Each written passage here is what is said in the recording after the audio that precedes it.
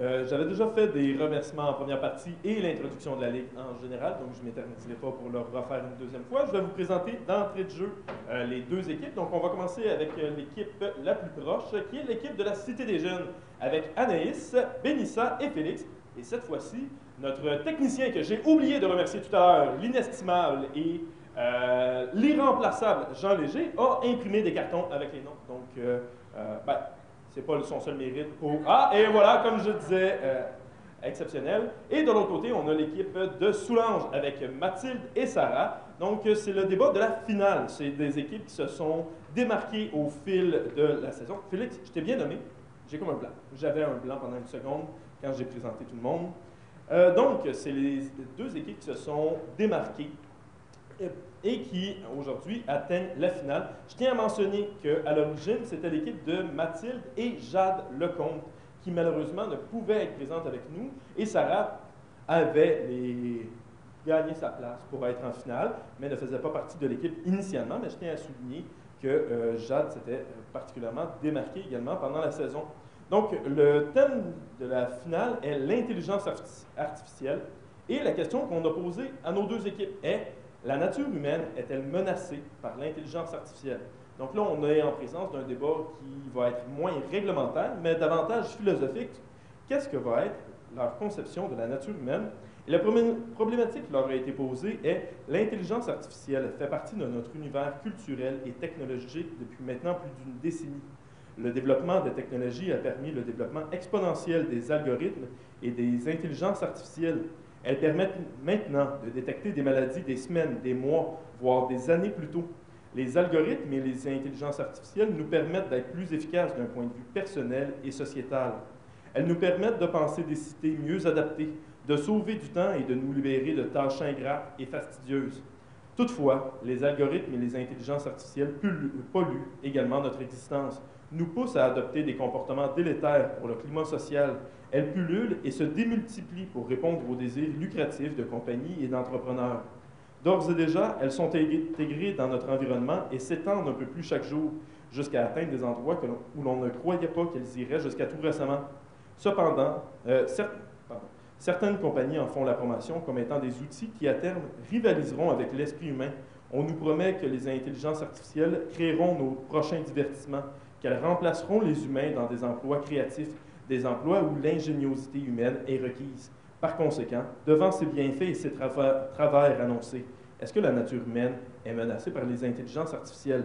Ça sera la question que vous aurez à résoudre pour toute l'humanité jusqu'à la nuit des temps, ce soir à Soulanges. Je vais maintenant laisser la parole à Christian Vinet. Donc, encore un gros projet, chère équipe débattrice, régler le sort du monde en dedans de 45 minutes. Voici la mission qui nous incombe ici. On a mentionné, puis on a souligné que c'était assez important dans vos déclarations d'ouverture de commencer par préciser qu'est-ce qu'on entend par la nature humaine, n'est-ce pas? Alors, je vous rappelle ça. Je vous rappelle aussi la formule, une déclaration d'ouverture de chaque côté, minutée à un maximum de 2 minutes. Ensuite, un argument spécifique de chaque côté. Dans ce cas-ci, vous aurez donc 2 arguments spécifiques et 2 arguments. J'imagine qu'il y a une personne qui va en donner 2. Et après ça, un débat libre. J'insiste encore une fois, je vous invite à poser des questions, à relancer, à questionner vos adversaires. Le plus possible, j'aimerais en avoir le moins possible à dire. Donc, y a-t-il une équipe qui veut commencer? Ah, on a une égalité ici. Alors, Mathilde. Excusez, j'ai de la misère avec le micro, il faut que je m'adapte. Alors, Mathilde, tu vois les doigts que je cache ici, sous la table. Alors, un chiffre de 1 à 2, s'il vous plaît. Madame, tiens, je vais donner le choix, Cité des Jeunes. 1 à 2. 1 à 2, j'imagine que c'est 1. Et Mathilde, tu peux témoigner que c'est 2. Alors, je vous laisse commencer avec l'argument d'ouverture Cité des Jeunes. On vous écoute. Tout à fait. Bien sûr.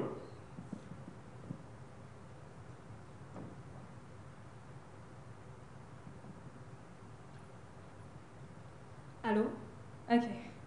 La nature humaine est-elle menacée par l'intelligence artificielle est la question proposée par nos chers juges.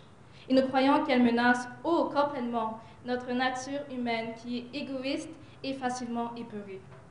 Cette pseudo-intelligence est la création même de nos doigts, commandée par des algorithmes qui ne peuvent être commandés que par nous.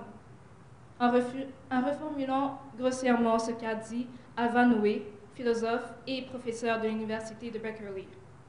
En effet, il faut se calmer. L'intelligence artificielle ne prendra pas nos emplois car son rôle ne prendra pas nos emplois qui demandent des qualifications basses, car son rôle y diffère. Dans le secteur de la vente, elle prédit les tendances d'achat pour nous remplir les poches et améliore les conditions de travail pour les employés. Dans l'emploi en général, elle emmènera un nouveau marché et ne pourrait jamais remplacer nos profs et nos juges. Enfin, les secteurs militaires, médical et urbanistes sont beaucoup aimés par nos robots. Très bien, merci beaucoup. Déclaration d'ouverture de l'ESS, s'il vous plaît. Donc, Mathilde et moi croyons que ce qui définit le plus la nature humaine, c'est la conscience. Ce pouvoir que nous possédons pour établir le bien du mal en se basant sur tous les aspects éthiques et les influences de notre entourage est un pouvoir qu'aucun logiciel, algorithme ou robot pourrait avoir. L'implication de plus en plus présente des intelligences artificielles dans notre société vient bousculer ce train de pensée qui est derrière chaque décision personnelle ou collective. Plus nous incluons les IA dans notre vie, plus nous effaçons le compas moral qui nous compose. Laisser un robot trouver et mettre en action des solutions basées solennellement sur des données, sans aucun questionnement moral, vient déshumaniser la race humaine. Nous croyons donc que la question morale est assez pour cesser le développement excessif, voire obsessif, des intelligences artificielles. Mais nous prenons en compte les effets négatifs que ce développement aura sur notre éducation, sur nos emplois, la politique et la démocratie, notre conscience de la réalité, la liberté du peuple, la protection de la vie privée et la liberté de choix, la pensée critique, le développement intellectuel de l'humain, le domaine de l'art et la culture. Très bien, merci. Donc, on passe aux arguments spécifiques. Parole à la Cité des Jeunes. Pour commencer, cela dit, selon Alva Noé, philosophe et professeur à l'Université de Berkeley, pour que l'IA soit une menace réelle pour la race humaine, il faudrait d'abord que l'intelligence artificielle surpasse celle de l'homme, ce qui n'est pas le cas puisqu'il s'agit d'une pseudo-intelligence. Les machines intelligentes ne font qu'obéir à des algorithmes qui leur ont été dictés par leurs concepteurs. Elles n'ont pas d'intelligence autonome. Elles ne sont donc maîtres de personne et non plus d'eux-mêmes. Ces machines sont comparées à des horloges qui peuvent donner l'heure mais qui ne savent pas l'heure qu'il est. En d'autres termes, leur intelligence est programmée par l'homme. C'est ce dernier qui décide de ce qu'elle doit faire et non elle-même. L'être humain est de plus dramatique en pensant que si nous utilisons des robots pour faire le travail à notre place, toute notre planète va devenir comme un de ces films dans un de ces films des Transformers où on n'aura plus de travail, puis toute la ville sera menée par des robots destructeurs. Très bien, merci. Premier argument spécifique du côté de l'ESS. L'intelligence artificielle, c'est une aide pour l'homme, mais elle ne remplacera jamais la conscience humaine. Même si une intelligence artificielle avait une quelconque personnalité, ce serait plus un calque de la personne qui l'aurait fait.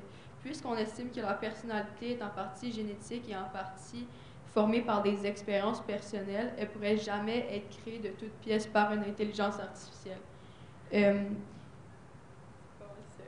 Les intelligences artificielles n'auront pas de conscience, n'auront pas la faculté de se questionner eux-mêmes. Donc, c'est à ce moment-là qu'elles pourraient devenir nocives pour les hommes. Très bien, merci. Deuxième argument spécifique, côté de la Cité des Jeunes. J'imagine que ça revient à M. Hood.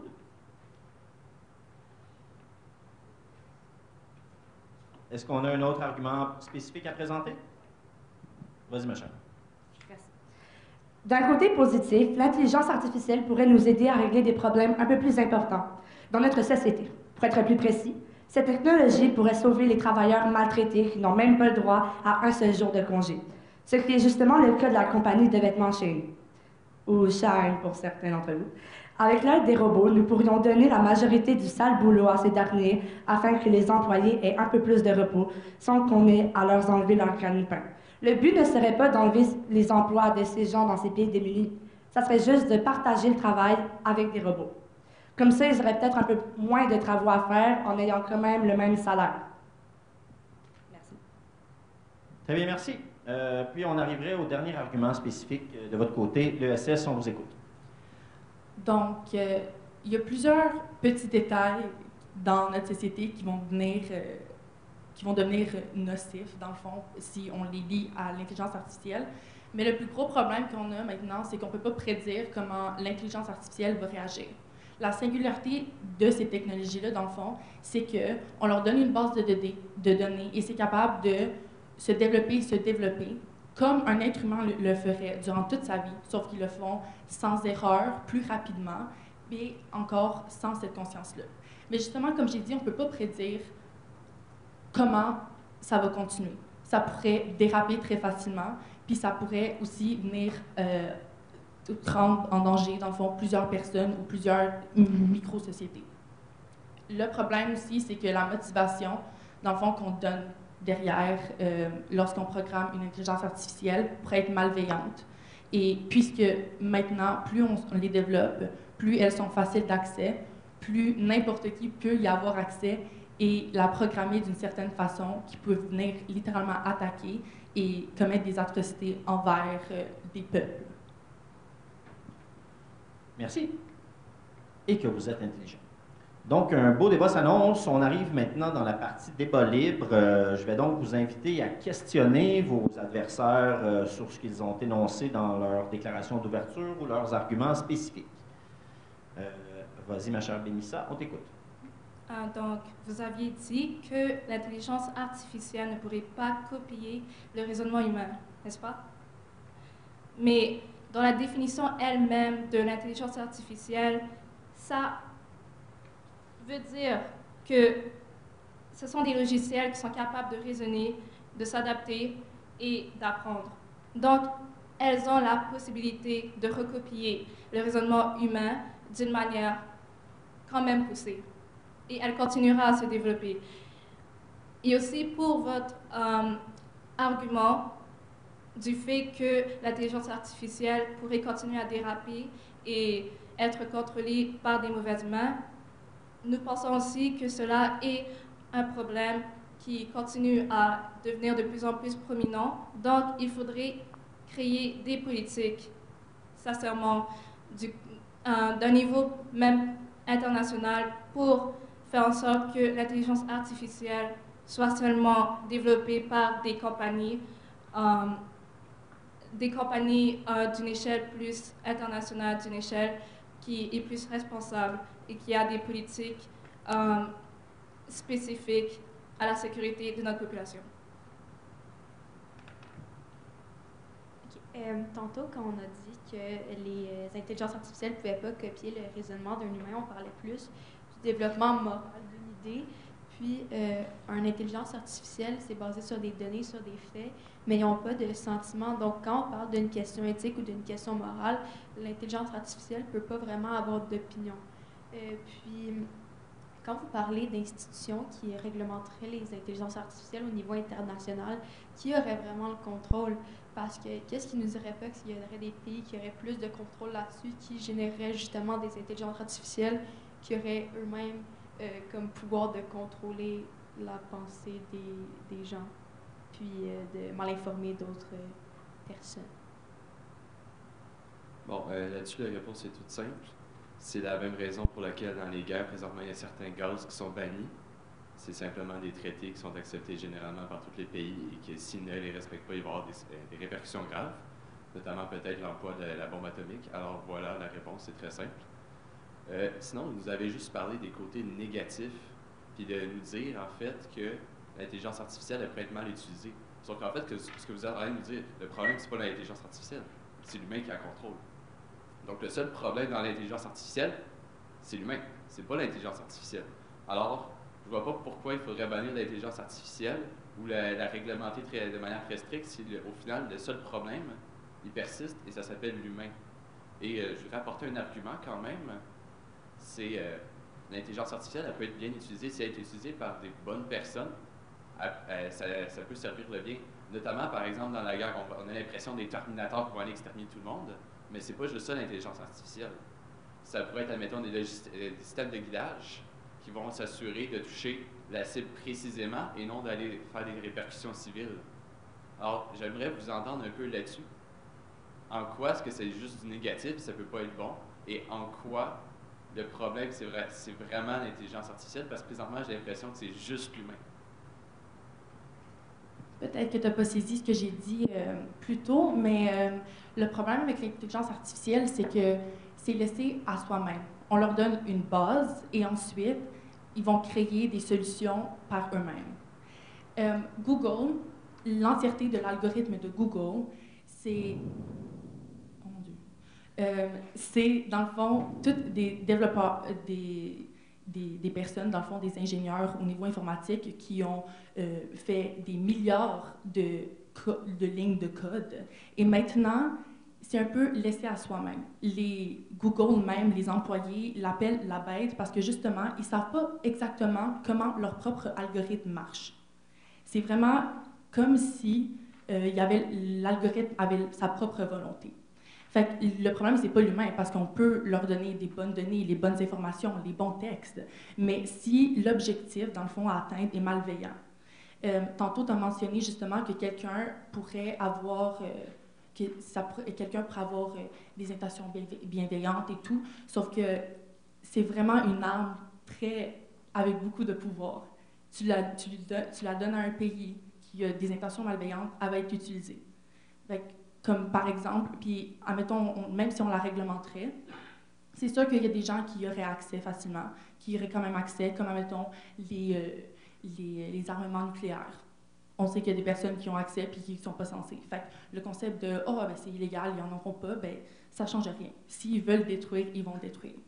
Justement, des pays comme, admettons, la Chine et l'Israël, qui l'utilisent, dans le fond, pour les systèmes de reconnaissance faciale, vont utiliser pour contrôler leur peuple, pour continuer les génocides ethniques qu'ils sont en train de faire avec les Ouïghours ou même les Palestiniens. Donc, justement, ça ne devrait pas exister, selon nous, au point que c'est l'est maintenant, parce que c'est tellement facile de l'user pour des intentions malveillantes. Bon, là-dessus, notre réponse est assez simple. Comme la bombe nucléaire a été développée en secret, fait que même si on voudrait l'interdire, si un gouvernement, et je ne nommerai aucun pays là-dessus pour rester impartial, si un gouvernement veut faire, vous permettrez mon langage, de la marde avec, il va le faire pareil. C'est pas ça qui va l'empêcher, c'est pas une loi. Alors, dans les faits, on ne peut pas réellement l'interdire. Je pense qu'il n'y a personne ici qui est prêt à dire qu'utiliser une intelligence artificielle pour faire le mal en tant que tel, si on peut définir le mal, c'est bien. Fait là-dessus, je pense qu'il faudrait un peu l'exclure du débat parce qu'on ne peut rien changer de toute façon à ça. Je pense que ça serait mieux de rester constructif. Ensuite, vous avez parlé d'intelligence artificielle qui apprenait tout seul. C'est faux. Une intelligence artificielle, ça peut juste être un programme qui va juste faire la tâche simple. Il y a certaines intelligences artificielles qui vont apprendre seules, notamment par le biais de génération, par exemple, ou les captcha que vous allez remplir, c'est un autre moyen qu'ils vont apprendre.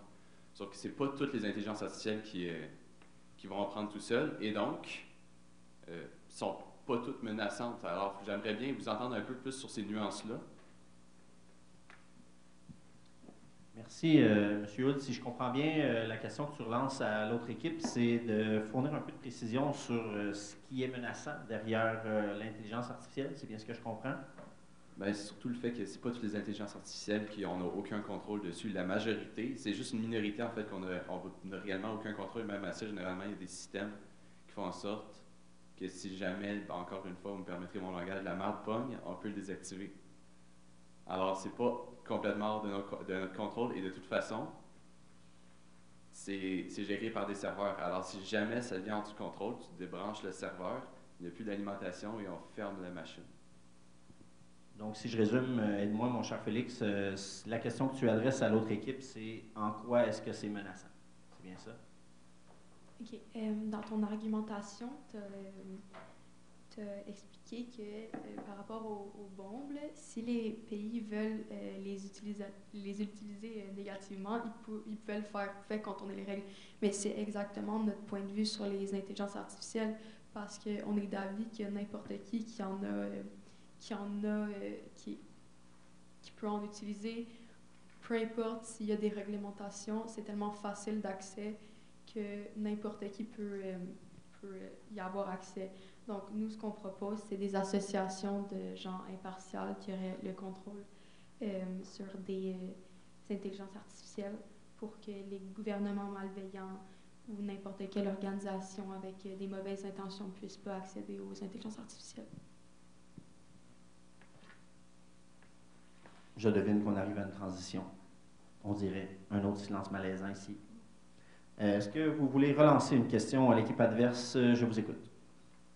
Dans le fond, moi, j'aimerais commencer par te dire, dans le fond, que tantôt, ça ne pouvait pas juste continuer à s'apprendre à soi-même, quoi que ce soit, mais le principe de l'intelligence artificielle, c'est le deep learning, qu'on appelle. Puis, dans le fond, c'est programmé pour apprendre, agir, puis interagir en fonction de son apprentissage. Si une machine qui est gérée par une intelligence artificielle a été programmée avec un objectif donné, elle peut apprendre et réapprendre infiniment. Ça veut dire qu'elle peut trouver une solution après l'autre infiniment. D'une certaine façon, c'est presque comme ça s'apprend tout seul. C'est capable d'avoir un certain train de pensée qu'un humain ne pourrait pas avoir, dû à que nous, ça s'arrête, mais eux, ça fait juste continuer à réessayer, faire des liens que nous, on ne ferait pas habituellement. Merci. Est-ce que... Vas-y, ma chère. Donc, pour reprendre ce que, premièrement, Mathilde avait dit, c'est vrai, l'intelligence artificielle pourrait être utilisée pour des raisons nuisibles, comme des bombes. Ça a été fait durant la Deuxième Guerre mondiale avec les bombes nucléaires, et ça pourrait continuer à être fait, qu'importe à qui nous donnons le pouvoir de l'intelligence artificielle, même si ce sont des personnes de confiance, on ne sait jamais ce qui pourrait se passer. Donc, les conséquences seront toujours permanentes. Et si ces conséquences, c'est la destruction d'un environnement, c'est la vie. Donc, nous, ce qu'on pense, c'est que l'intelligence artificielle devrait être utilisée pour des moyens d'améliorer les situations après des séquelles, par exemple d'une bombe qui a abîmé un environnement. Comme vous l'aviez dit avec Sarah, l'intelligence artificielle peut trouver des solutions encore et encore. Donc, après la destruction d'un environnement par une bombe nucléaire ou bien une bombe faite par l'intelligence artificielle, celle-ci peut trouver des solutions pour s'occuper d'analyser les dommages chimiques qui ont été faits sur le territoire, trouver des manières pour des techniques pour nettoyer et reconstruire l'environnement. Et donc, je pense sincèrement que l'intelligence artificielle pourrait être notre solution après des conséquences négatives. Et c'est quelque chose que je vois que vous n'aviez pas dit. Est-ce que vous pourriez en parler un peu plus? Moi, ce que j'ai saisi de ce que tu as dit, c'est que ça pourrait être bien, l'intelligence artificielle, à la suite de certains accidents. Puis, tu as dit, à moins que j'ai mélangé mes mots, des bombes créées par, admettons, de l'intelligence artificielle. C'est ça que tu as mentionné. Fait que dans le fond, on devrait utiliser l'intelligence artificielle pour trouver des solutions à des bombes créées par de l'intelligence artificielle. Là, moi, j'ai l'impression qu'on s'est contredit un petit peu ici. Dans le fond, notre but ultime, c'est qu'il n'y ait pas de bombes. C'est vraiment ça, puis vous pourrez continuer ici, c'est juste que ça m'est trotté dans la tête depuis tantôt, dans votre introduction, vous avez parlé, je pense, de les emplois. Les emplois, techniquement, on ne peut vraiment pas savoir, puis ici, j'ai Carl Benedict Frey, qui est le directeur de l'avenir du travail à Oxford, Martin School, de l'Université Oxford, il est là. Puis il définit que, dans le fond, ils ne sont pas sûrs, il n'y a aucun moyen de savoir combien d'emplois seront remplacés par l'AI. Sauf, par contre, on peut s'entendre que les emplois plus, admettons, du storage dans les entrepôts, des trucs de plus données qui vont être remplacés, ou des trucs, admettons, par des robots qui peuvent faire des tâches très simples. Mais ça, c'est quand même des emplois qu'on perd. C'est des emplois pour des personnes, dans le fond, qui sont peu plus qualifiées qu'on perd. Puis c'est vraiment désolant de savoir que des personnes, dans le fond, qui soit n'ont pas eu accès à une éducation, qui arrivent, qui sont tout nouveaux dans le pays, puis qui n'auront pas accès, dans le fond, à un salaire de base, à quelque chose pour les aider à vivre, juste parce que, dans le fond, on a décidé qu'on voulait toujours révolutionner plus, sans tenir compte des personnes qui sont un petit peu plus au bas de l'échelle. Bon, je vais sortir le bon vieil argument de « ça dépend ». C'est simple, ça dépend en fait du système économique dans lequel on vit. Parce que si on prend par exemple un système capitaliste, perdre des emplois pour des gens, ça veut peut-être dire des gens qui vont mourir de faim. Si on prend l'inverse, un système communiste, ça veut dire des gens qui travaillent moins et qui ont plus de temps libre. Alors l'intelligence artificielle, votre argument peut complètement être reviré pour devenir quelque chose d'extrêmement bon. Alors vraiment, ça dépend du système économique. J'aimerais vous entendre un peu là-dessus. Sinon, je vais clarifier l'histoire de bombes. On faisait référence en fait aux bombes, l'usage militaire, aux bombes précisément envoyées sur une cible. On ne parle pas d'envoyer des bombes nucléaires parce que l'intelligence artificielle l'a décidé sur des civils. Alors, ce qu'on parlait, en fait, c'est d'attaquer une cible précise, après ça, d'évaluer les dommages pour mieux être capable de régler la situation le plus rapidement possible. En ce sens, l'intelligence artificielle a moyen d'aider les humains beaucoup plus qu'aller tuer des civils présentement par accident, comme ça se passe déjà. Je ne veux pas nommer de guerre, mais la guerre en Irak, voilà. Je me permets donc de vous relancer le SS sur la question de l'emploi. On semble avoir une contradiction là-dessus. Qu'est-ce que vous répondez à la question sur l'emploi? Ben dans le fond, comme j'ai mentionné tantôt, c'est qu'il n'y a aucune manière vraiment de savoir si on va perdre énormément d'emplois ou pas. Donc, vous avez mentionné que ça pourrait créer des emplois puis que ça ne ferait pas un très grand impact, mais on peut par contre s'entendre sur le fait qu'on va perdre les emplois de base, les personnes avec peu de qualifications qui vont faire des emplois, dans le fond, qui passent un petit peu inconnus, dans le fond. Puis ces personnes-là, après, ils se retrouvent sans emploi. C'est plus facile à dire qu'à faire de « retourne à l'école » ou refais une autre formation ou change complètement de mode de vie et tout ça.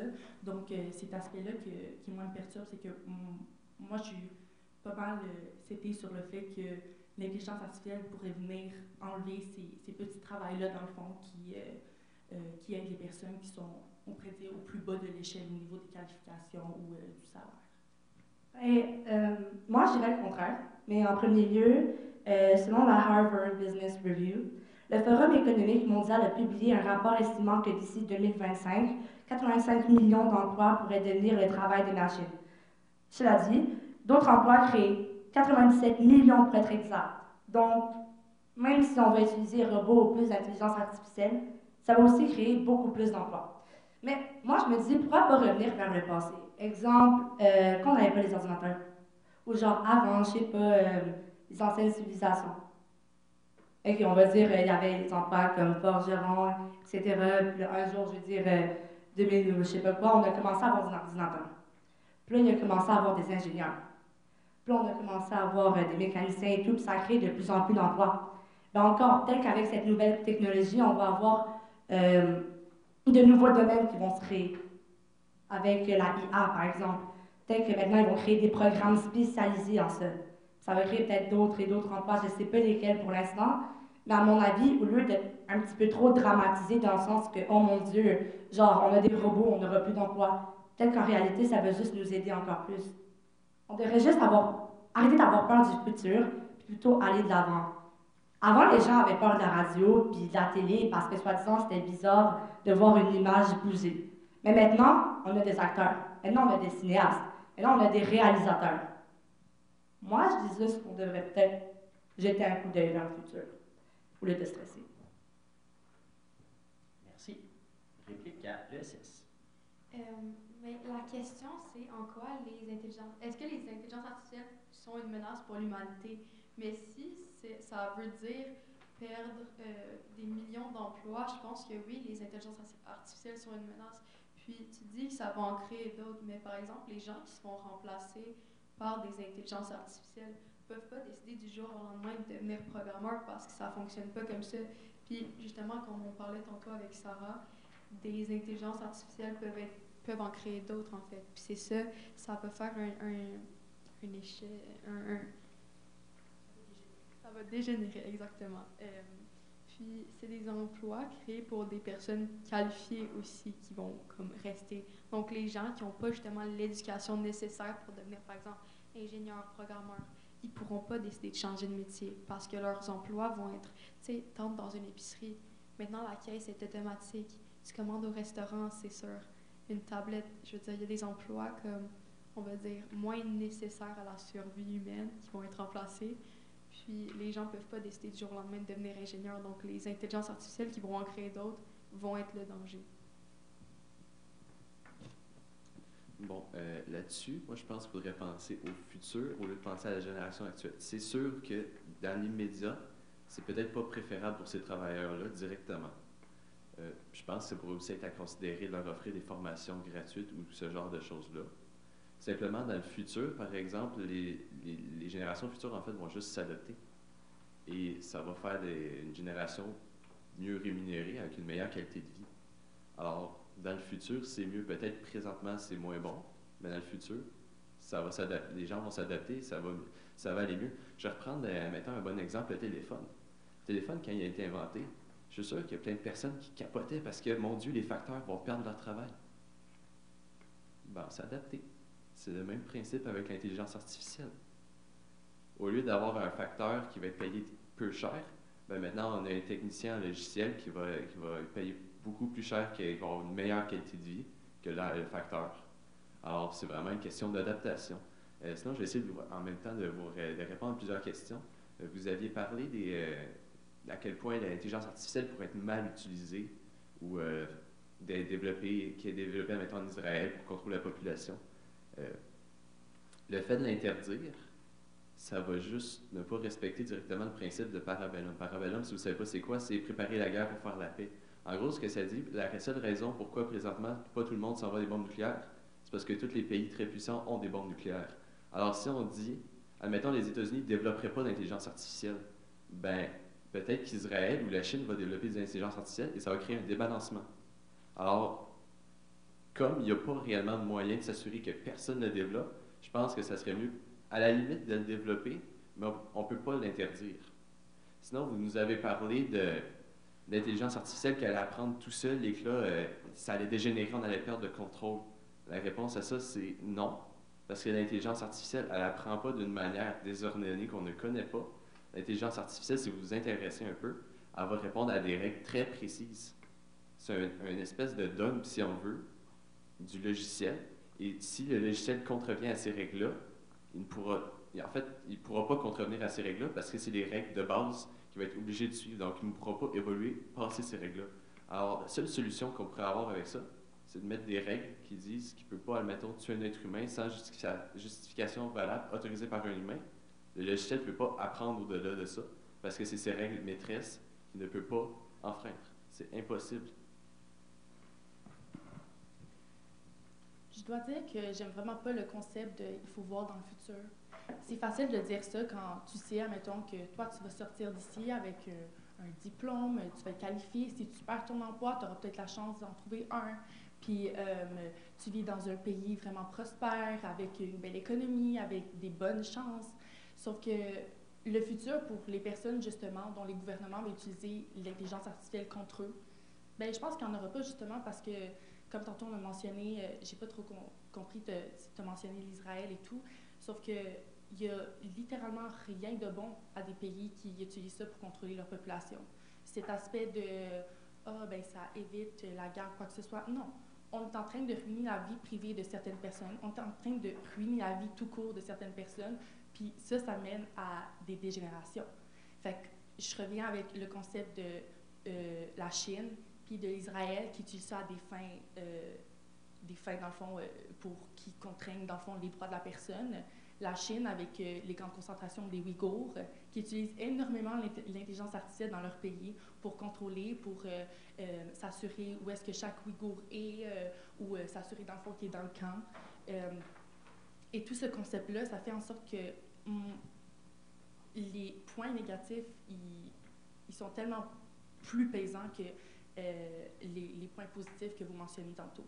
C'est dur de vivre dans le futur pour ces personnes-là.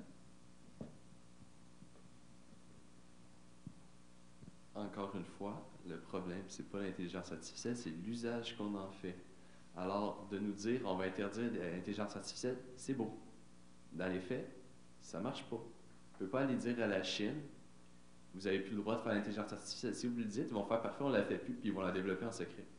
C'est ça qui va se passer, c'est ça la réalité. Sinon, vous nous avez parlé à quel point l'intelligence artificielle, ça apportait des points négatifs qui contrebalançaient pas les points positifs. On a parlé un peu plus tôt des prédictions. Je ne sais pas si on en a parlé, mais en tout cas, je l'annonce tout de suite. Les prédictions dans la médecine, on peut être capable de créer des statistiques monstres qui vont être capables de faire des très, très bonnes prédictions.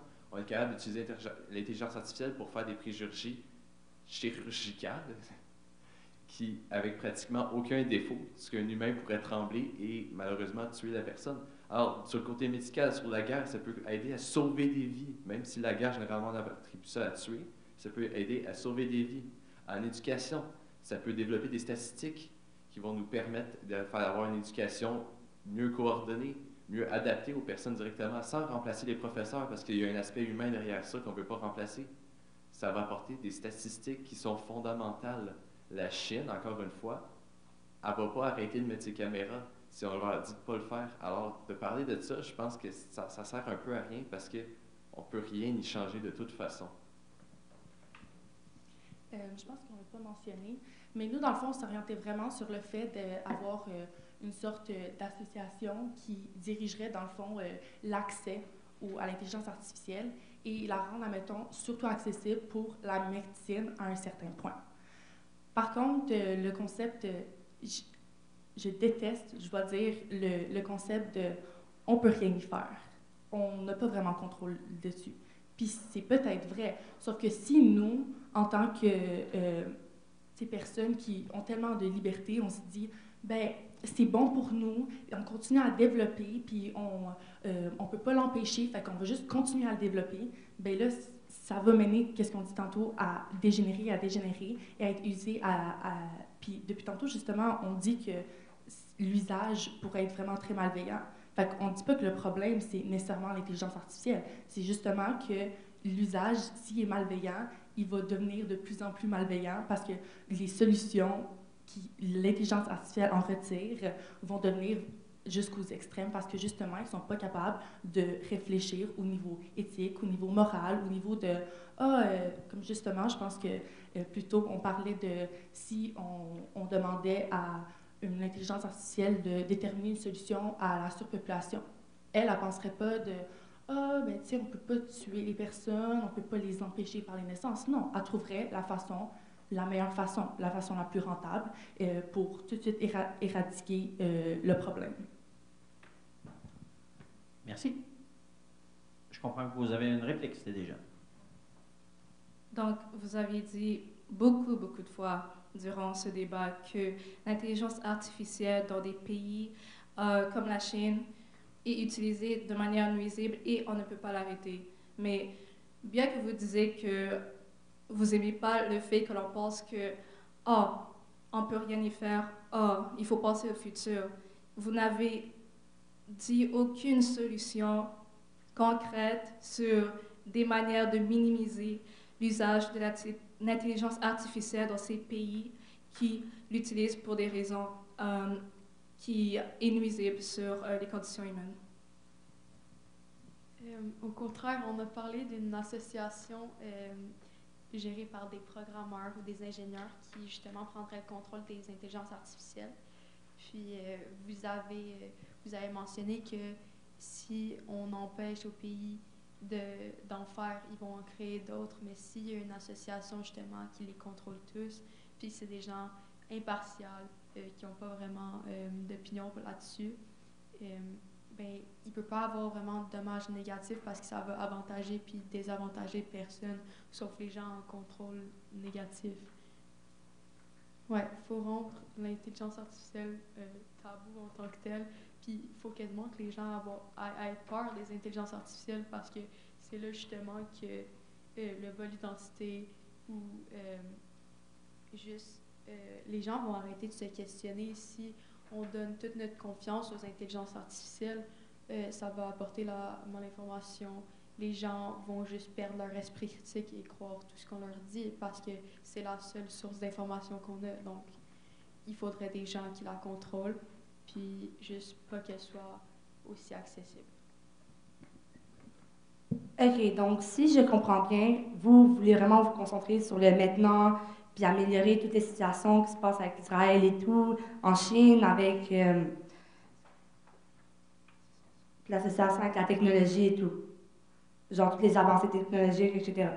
Mais si vous voulez arrêter tout ça, comment vous comptez le faire? Parce qu'à mon avis, je crois pas qu'on peut aller voir la Chine d'un coup et dire « Excusez-moi, vous allez arrêter de nous espionner ou de contrôler votre pays. » À mon avis, je crois pas qu'il va tellement nous écouter. Alors, si on peut pas tellement faire quelque chose, pourquoi pas essayer de faire le bien ici en attendant?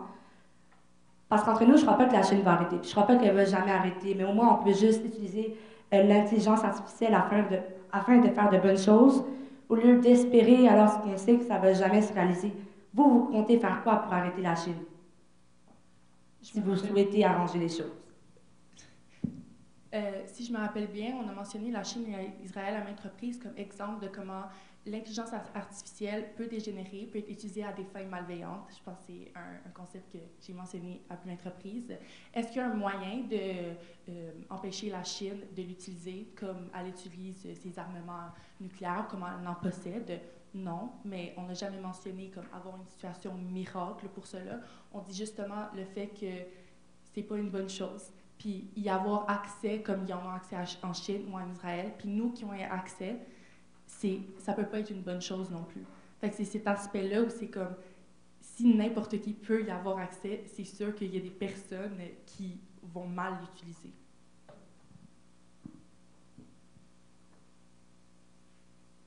J'y vais. Un autre silence malaisant. Oui, tu peux y aller. Vas-y, ma chère. OK, mais si vous dites que, ben pour que je comprenne bien, qu'on devrait tous pas y avoir accès, je crois. Non. OK, pourrais-tu juste répéter cette partie-là? Nous, on pense qu'on devrait avoir une certaine association de personnes professionnelles qui vont être capables de gérer, dans le fond, l'accès à l'intelligence artificielle. Fait que dans le fond, surtout au niveau de la médecine et de la science, ça serait permis, mais éviter qu'elle se retrouve entre les mains de, disons, partis politiques pour éviter la grosse influence et tout ça, ou dans les mains de grandes armées, par exemple. Bon, la réponse à ça, en fait, c'est que c'est très idéaliste. Et j'insiste sur le trait.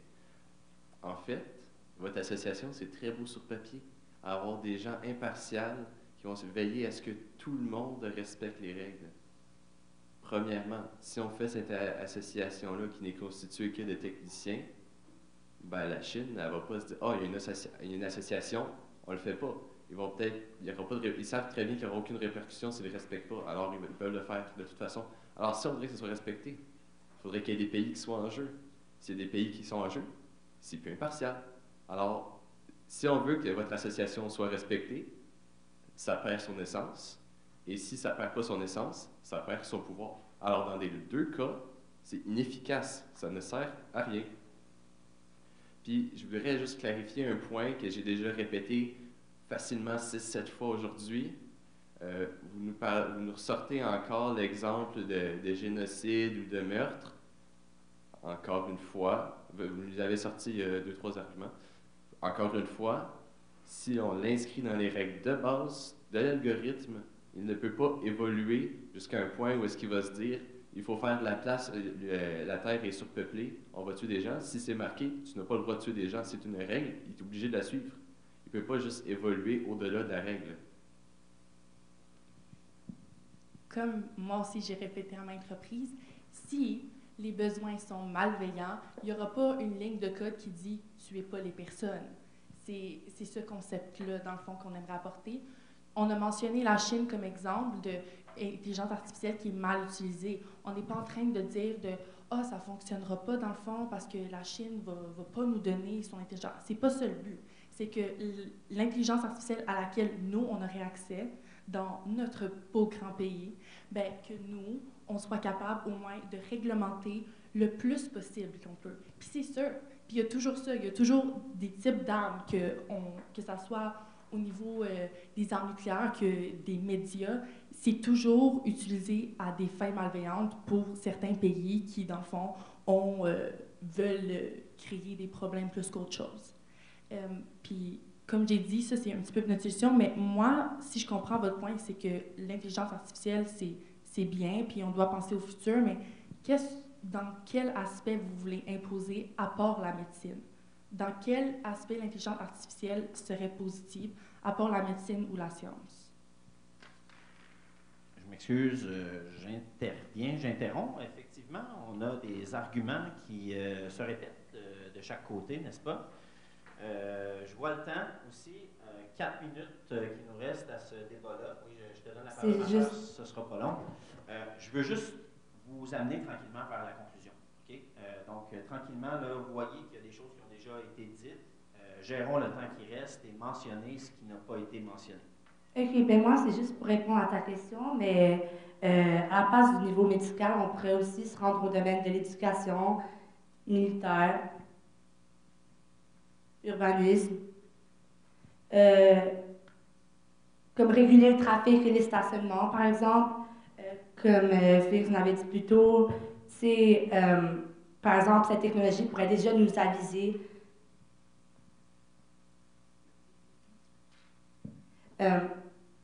l'exemple pour le trafic, ça pourrait déjà, l'intelligence pourrait simplement nous dire où se rendre à la place, par exemple, quel parking est le plus libre, puis s'y rendre, quand celui-là est surbooké, il te dira dans quel autre parking s'y rendre. Puis pour s'y rendre de l'éducation, on pourrait l'utiliser avec la pénurie de main-d'œuvre.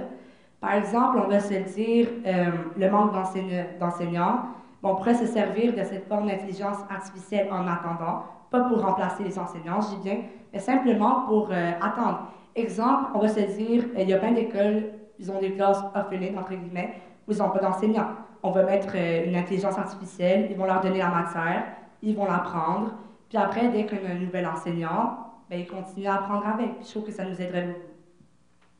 Puis, bon, je m'excuse. Ouais, c'est mieux que quelqu'un qui n'a pas de formation. Bon. Et aussi, vraiment rapidement, je peux le faire vraiment rapidement, vas-y. Vraiment rapidement. Puis aussi, on va se le dire parce que ça me tire un peu l'histoire de comme l'intelligence qui va dire tue tout le monde, tue tout le monde entre guillemets, comme solution. Mais entre nous, je crois qu'il y a un humain derrière cette intelligence artificielle. Puis je crois pas que l'humain, quand il y a une certaine machine qui va lui dire surpopulation, tue tout le monde, je crois pas qu'il va se dire oh my god, l'ordinateur me dit de le faire, je vais le faire. Non, je crois qu'il y a vraiment un humain derrière ça, qui a des pensées, puis qui va agir comme il le faut.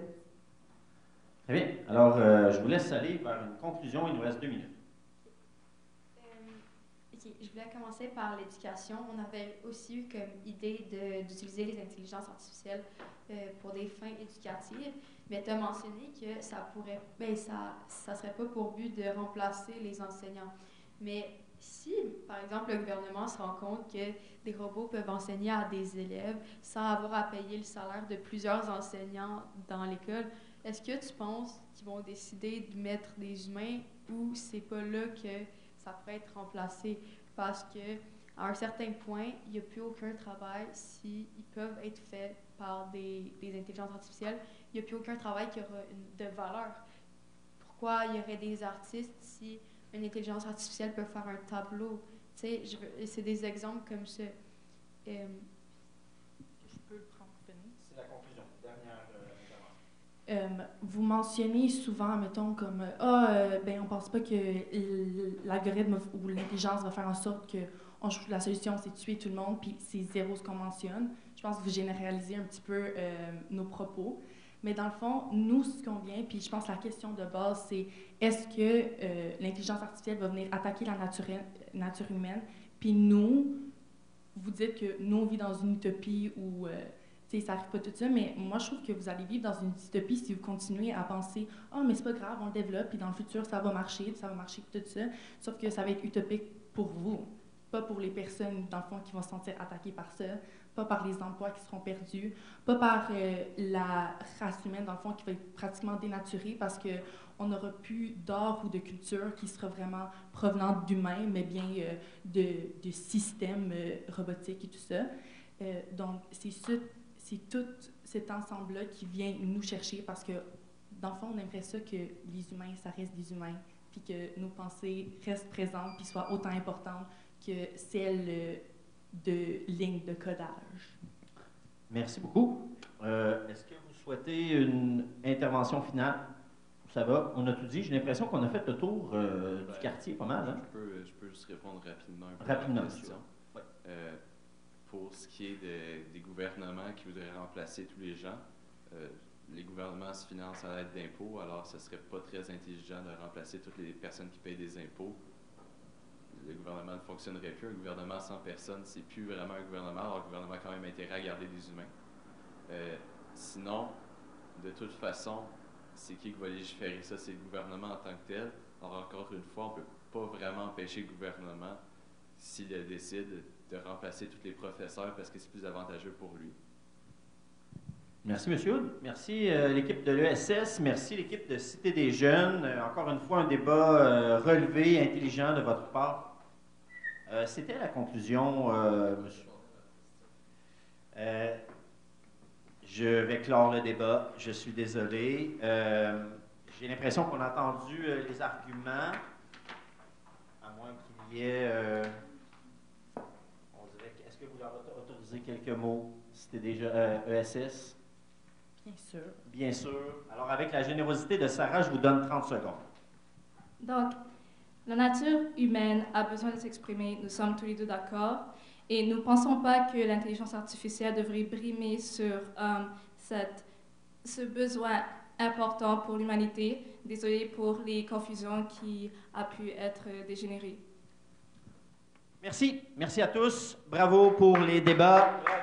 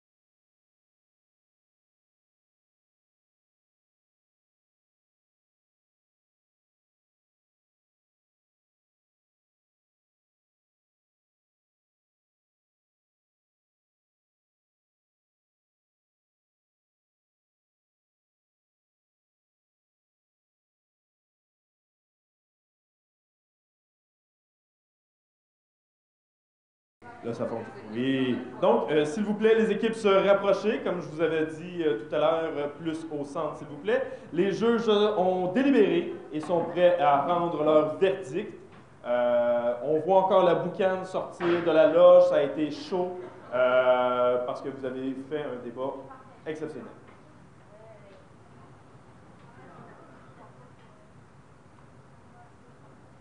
Donc, je comprends qu'on a une alternance dans les juges pour commenter. Hein? Chacun fait sa part avec le micro. Donc, M.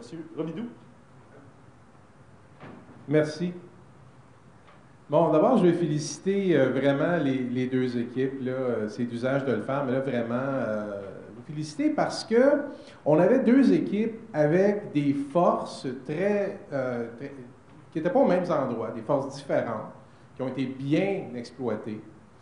On avait un sujet qui n'était pas facile. D'ailleurs, je vais en reparler dans quelques instants, mais ça a posé quelques problèmes de cohérence là, qui a joué dans notre délibération, dans la décision qu'on a prise aussi quant à l'équipe gagnante. Donc, on a trouvé, nous les juges, que dans ce débat-là, il y avait en quelque sorte une équipe qui a misé tout sur les stratégies rhétoriques. Il y a eu des analogies, des pentes glissantes. Hein? Ouais, c'est ça, là. Le monde va mourir, c'est la catastrophe que vous nous annoncez, puis ça n'a pas de bon sens. Et puis, voyons donc, ça va faire comme quand il y avait des forgerons, c'est le même quand il y avait des téléphones, et puis ça, les gens ont eu peur, mais finalement... Alors, on faisait tout ça, il y avait toutes sortes de techniques qui étaient employées, et avec une grande efficacité, donc une équipe qui a misé beaucoup là-dessus. Et l'autre équipe qui a misé sur la ligne du sujet, qui est restée autant qu'elle le pouvait aligner sur le sujet initial, alors que l'autre équipe voulait l'amener dans des sentiers qui allaient l'égarer hors du sujet. Donc, c'était vraiment ça, je pense, qui donnait le ton à ce débat-là. Donc,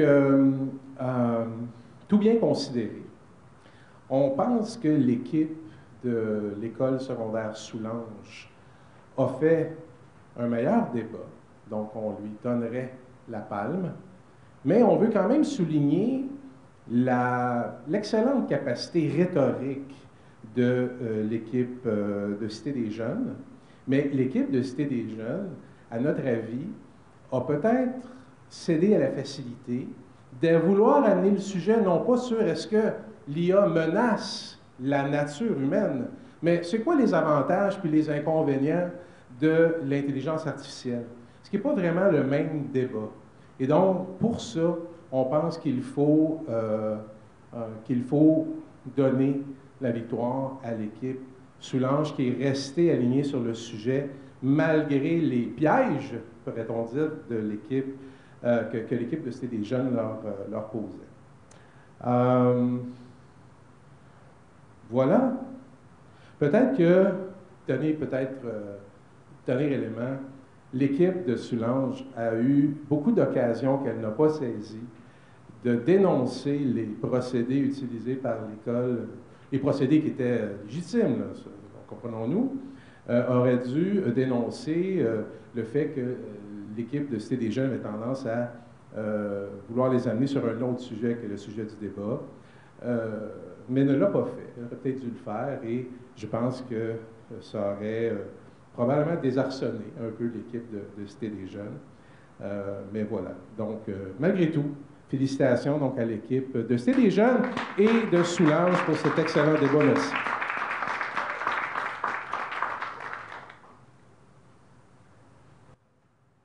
Merci à nos deux juges de s'être prêtés au jeu. J'inviterai maintenant Christian Vinet et Bertin à monter sur scène pour la remise des prix.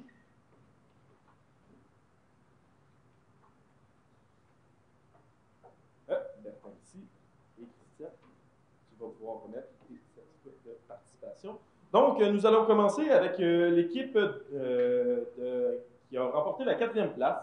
Donc, l'équipe de Jenny, Awa et Dexan a monté sur scène, s'il vous plaît, à recevoir votre certificat et votre prix. Donc, Ah, attends. Oui, c'est chat. Ah, non, mais chat. Et voilà. Donc, et Bertin vous remet le certificat de participation qui témoigne finalement de votre engagement tout au long de l'année dans la Ligue de débat.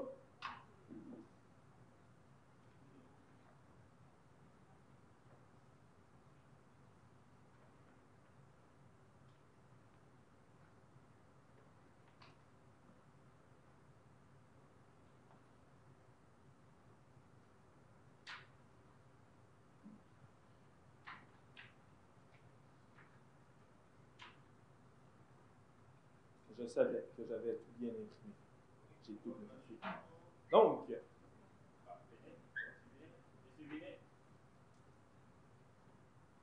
Donc, félicitations encore.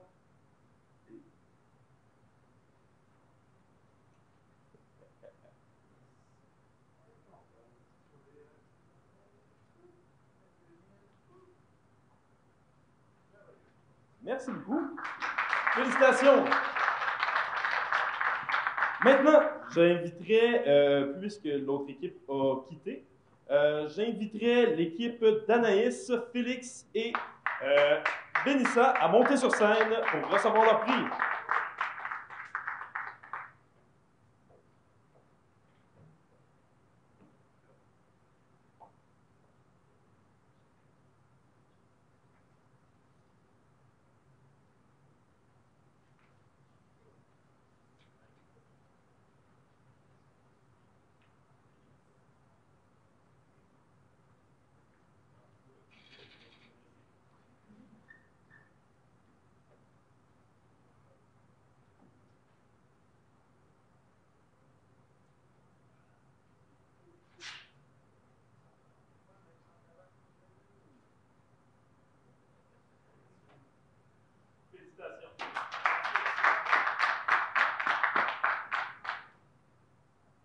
Finalement, je demanderai à Sarah et Mathilde de monter sur scène pour recevoir également leur prix.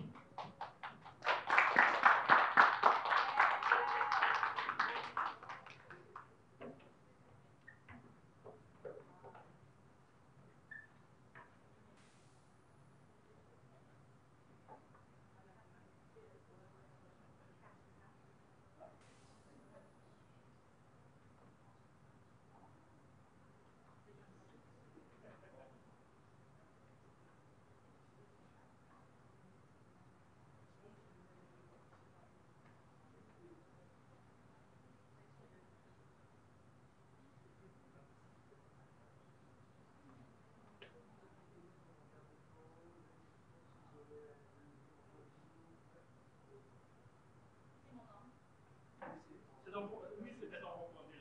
Donc, merci encore à tout le monde.